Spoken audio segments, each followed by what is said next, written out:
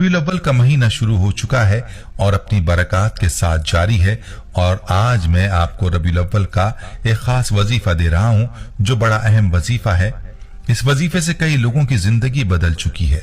वो तंग दस्ती में थे और अब उनके पास इतना रिस्क है कि संभाल नहीं सकते। इस वजीफे की बरकत से कई घर आबाद हुए। जिन घरों से फितने खत्म नहीं होते थे उन घरों में ऐसा सुकून हो गया कि लोग कहते हैं कि इन पर तो अल्लाह की रहमतें हैं।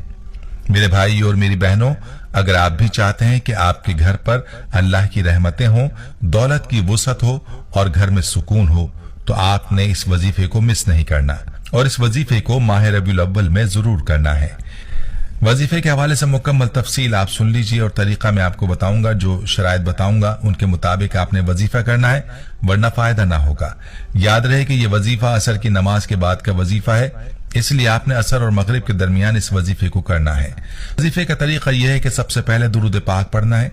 कम से कम 11 मरतबा दुरूद पाक लाजमी पढ़ें। इसके बाद आपने कुरानी आयत ला इलाहा इल्ला अंता सुब्हानका इन्नी कुन्तु मिनज़ ज़ालिमीन 21 मरतबा पढ़नी है, जिसे दुआ यूनुस भी कहा जाता है और आयत करीमा भी कहा जाता है। 21 मरतबा इस आयत को पढ़ने के बाद आपने 99 मरतबा सूरह इखलास की तिलावत करनी है और आखिर में आपने दोबारा दुरूद पाक पढ़कर अपना सर सजदे में रखना है, सुभान रब्बियल आला का विर्द करना है और इसके बाद अल्लाह ताला से दुआ मांग लेनी है। जो भी हाजत हो, जैसी भी हाजत हो, चाहे पैसों की हाजत हो या कोई और हाजत हो, उसके लिए दुआ मांग लीजिए। जो मांगना है मांग लें, अलबत्ता जरूरी है कि आपकी जायज हाजत हो। नाजायज काम के लिए करेंगे तो नुकसान उठाएंगे और जिम्मेदार खुद होंगे।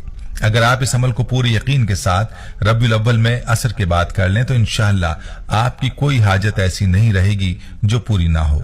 अमल को बतलाए गए तरीके पर और बतलाए गए वक्त में ही करना जरूरी है। याद रहे कि जब आपके लिए वजीफे का वक्त मखसूस कर दिया जाए तो उसको किसी दूसरे वक्त में करना फायदेमंद नहीं होगा, इसलिए जो वक्त बताया जाए उसी में करना चाहिए। प्यारे भाइयों और मेरी बहनों, खुद भी इस वजीफे को बतलाई गई शराइत के साथ जरूर करें और सदका जारिया की नियत से वीडियो को शेयर भी जरूर करें।